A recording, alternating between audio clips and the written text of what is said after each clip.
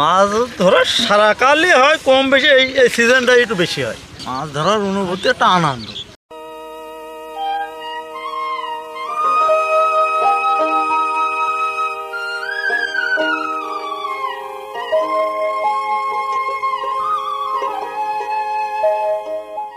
চাপাইগাছির বিলে আমি বর্তমান অবস্থান করছি। এই বিলে এসে দেখতে পাচ্ছি, দেখুন জেলেরা মাছ ধরছে, দেশীয় মাছ।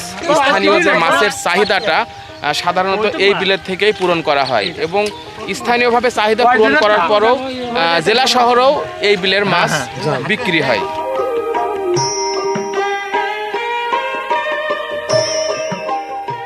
বাংলাদেশের নদী, নালা, খাল, বিল ও জলাভূমিগুলো প্রকৃতির এক অমূল্য সম্পদ, যা যুগ যুগ ধরে মৎস্যজীবীদের জীবিকার প্রধান উৎস হিসাবে কাজ করছে। কুষ্টিয়ার চাপাইগাছির বিলও তার ব্যতিক্রম নয়। এই বিল স্থানীয়দের দেশি মাছ ধরার অন্যতম কেন্দ্র, যেখানে প্রকৃতির দান আর মানুষের পরিশ্রম মিলে মিশে এক অনন্য জীবনচিত্র তৈরি করেছে।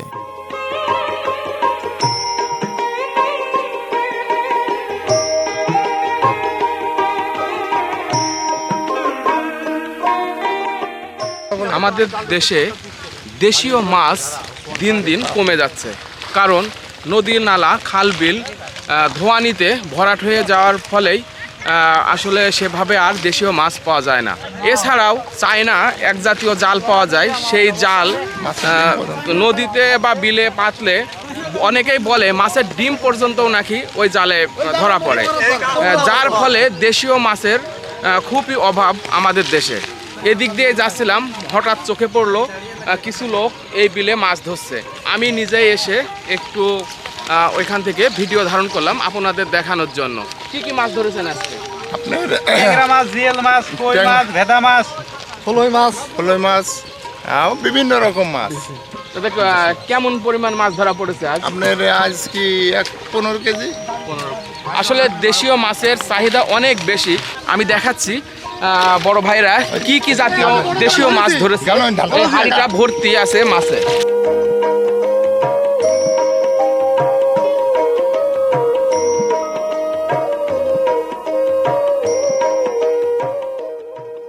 চাপাইগাছির বিল একটি বিস্তৃত জলাভূমি, যেখানে বর্ষার মৌসুমে পানির পরিমাণ বৃদ্ধি পায় এবং শুষ্ক মৌসুমে কিছু অংশ শুকিয়ে যায়। এই বিল নানা প্রজাতির দেশি মাছের আবাসস্থল, যেমন পুঁটি, শোল, মাগুর, ট্যাংরা, কই, বোয়াল, চিংড়ি, গজার ইত্যাদি।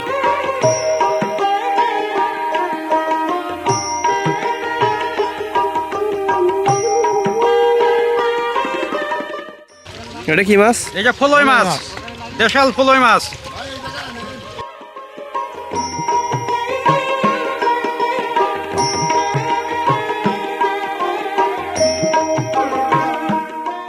বিলের আশেপাশে বসবাসরত মৎস্যজীবী সম্প্রদায় দীর্ঘদিন ধরে এই জলাভূমিকে কেন্দ্র করে তাদের জীবনধারা গড়ে তুলেছে।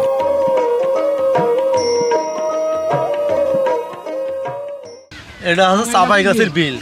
মাছ ধরা সারাকালই হয়, কম বেশি এই সিজনটা একটু বেশি হয়।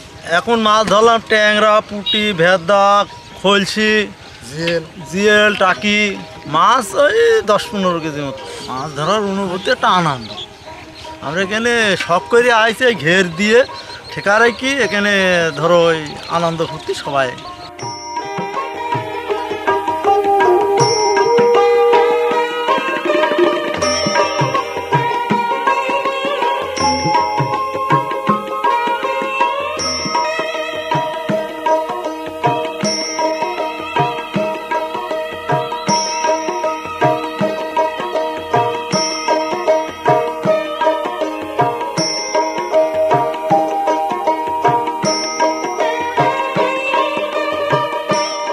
চাপাইগাছির বিলের মৎস্যজীবীদের জীবন যেমন সংগ্রামের, তেমনি এটি প্রকৃতির দানও বটে। সঠিক সংরক্ষণ ও টেকসই মৎস্য ব্যবস্থাপনার মাধ্যমে এই বিল ও এখানকার মানুষের জীবন মান উন্নত করা সম্ভব।